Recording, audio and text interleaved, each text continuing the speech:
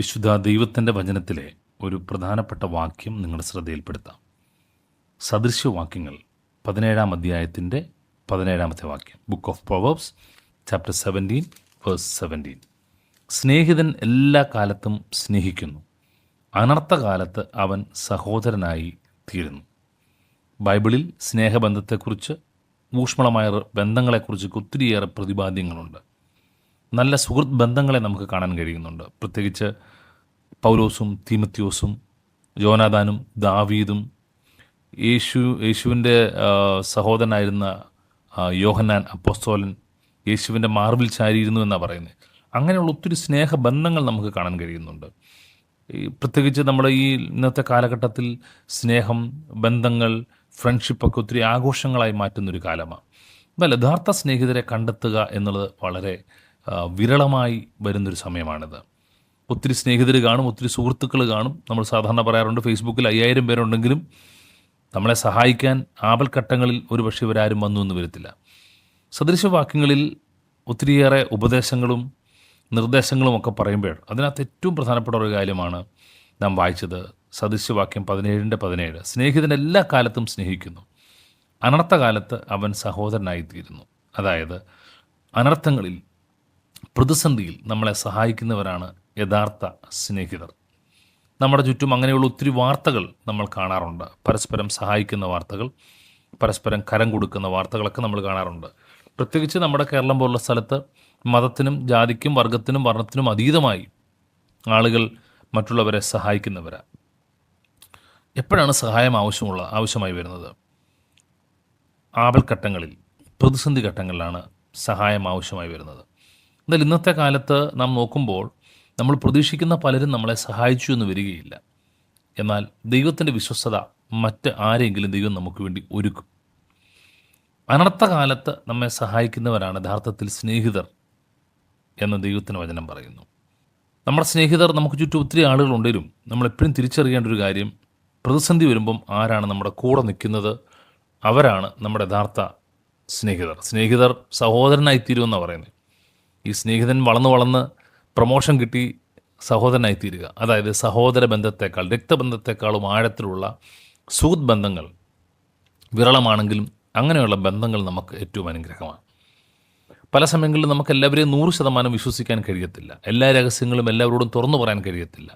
എന്നാൽ നമ്മളെ ചേർത്ത് നിർത്തുന്ന, നമ്മളെ പ്രോത്സാഹിപ്പിക്കുന്ന ആരെങ്കിലുമൊക്കെ നമുക്കുള്ളത് നല്ലതാണ്. ആത്മീയ ലോകത്തിൽ അങ്ങനെയുള്ള കൂട്ടുകെട്ടുകൾ, ബന്ധങ്ങൾ ശുശ്രൂഷയെ കൂടുതൽ മുൻപോട്ട് നയിക്കും.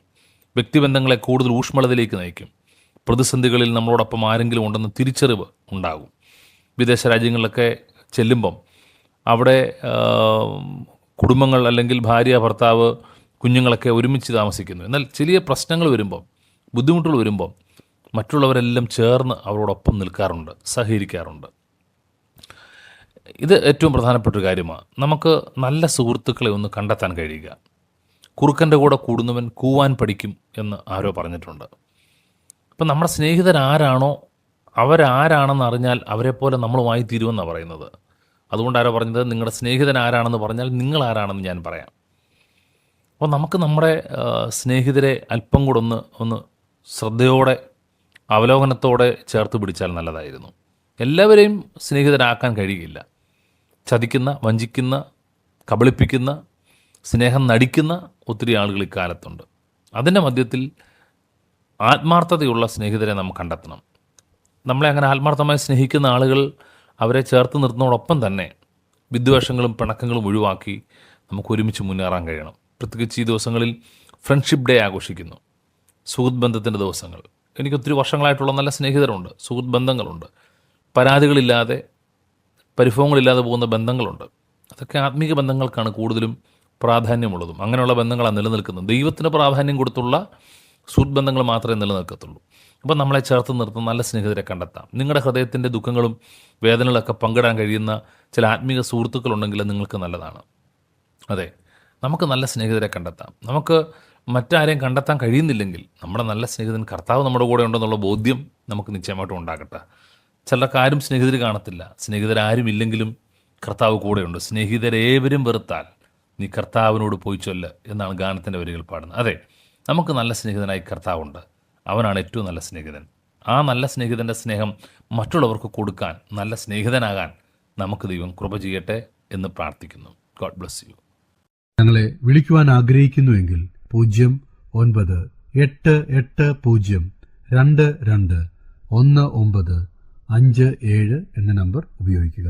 എല്ലാ ബുധനാഴ്ചകളിലും വെള്ളിയാഴ്ചയും രാവിലെ 11 മുതൽ 12 മണി വരെയുള്ള സമയം ഞങ്ങൾ നിങ്ങൾക്കായി പ്രാർത്ഥിക്കുന്നു. പ്രാർത്ഥനയ്ക്കായി വിളിക്കേണ്ട ഫോൺ നമ്പർ 079960010203.